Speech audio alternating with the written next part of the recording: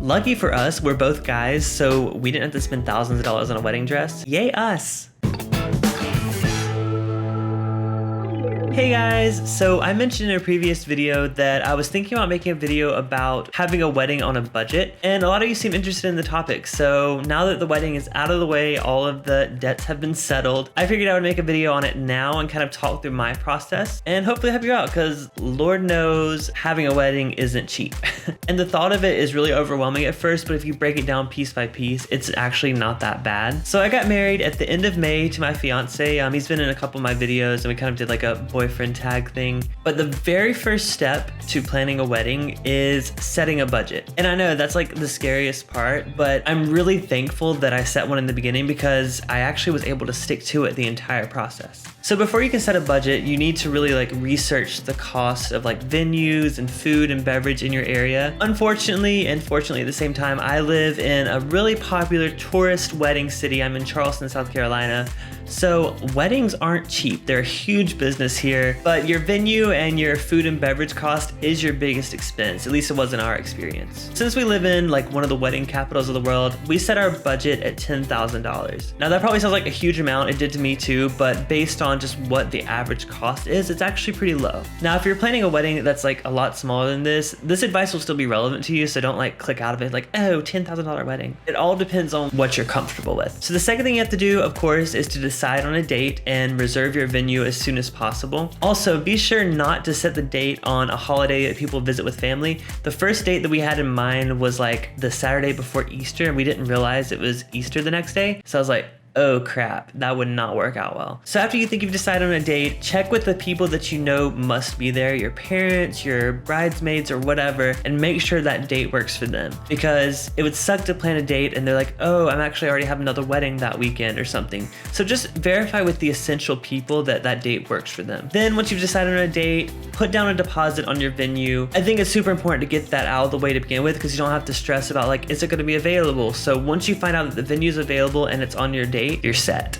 Next up, I would suggest comparing different caterers and bar options. So we found a caterer that we really loved, and it kind of worked within our budget. It was a little high, but their bar services and their beverage prices were just kind of way outside of what we saw on other sites. So we found a caterer that specialized in like cocktails and beverages, and they had really good prices. So we went to our food caterer and we're like, hey, we would love your food, but we found this other company that has really good prices on their bar services, and they actually matched their price and their specialty drinks, which was awesome. I think it makes it a lot easier for them to plan and less planning for us. So the next tip comes with a little bit of a warning, and it kind of depends on, how you are financially. I recommend checking out what credit cards have really good sign-up bonuses at the time. My thought process was, you're gonna spend the money anyways, so why not earn rewards while you're doing it? So I got two cards. I got the Chase Sapphire Reserve, which had 100,000 bonus points at the time, and the Chase Sapphire Preferred, which was 50,000. So combined, you had to spend 4,000 on each of the cards, but you got a bonus 150,000 points, which equaled to about $2,250 of travel, which spending 8,000, getting 2,000 plus back, that's a pretty good deal. It's like giving yourself a free honeymoon, basically. Check out the description. I'll put links down there to the cards I recommend. And this has kind of been like a newfound hobby of mine. So if you're interested in learning more about like maximizing credit card rewards, let me know. I would love to make a video of the topic. I just know for some people that would be kind of like not that interesting.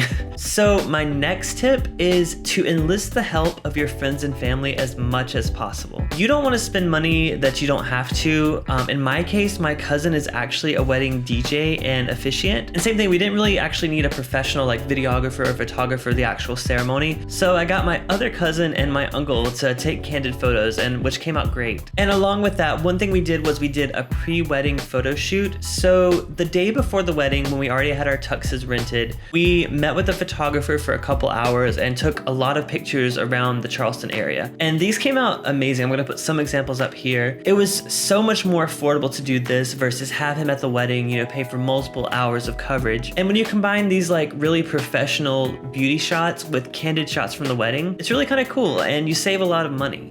And lastly, you don't need everything. We see all the time these tens of thousands of dollar weddings on the internet and on TV, but really, you don't need all that. People remember the food, the drinks, how good of a time they had with you. They don't remember the small details that a lot of times cost a lot of money. especially once you put the label wedding on it, because everything becomes like 10 times more expensive when it's like wedding flowers or wedding photographer or whatever. The day is all about you. Your friends are there to see you. They're not there to see your crazy expensive decorations. So our final budget ended up looking like this. So for 60 people, we spent about $5,000 on the food and beverage. I know that's a lot, but again, it's Charleston. We spent about $2,500 on the venue because it's right downtown. It just was the perfect location for us. It's a lot higher than we intended to spend on a venue, but it worked out great for us and our guests. The photographer for the pre-photo session was only $600 compared to thousands of dollars for like a wedding package. The DJ, which was my cousin, ended up giving us a really good discount, and it was only $500 for him to do the whole night and also officiate the wedding. So it ended up being a lot cheaper than other options. We spent about $500 on flowers, and this was mainly the centerpieces on each of the tables. By the way, I had no idea how expensive wedding flowers are. Thank God I didn't just like line the aisles with flowers, because that would have been crazy expensive.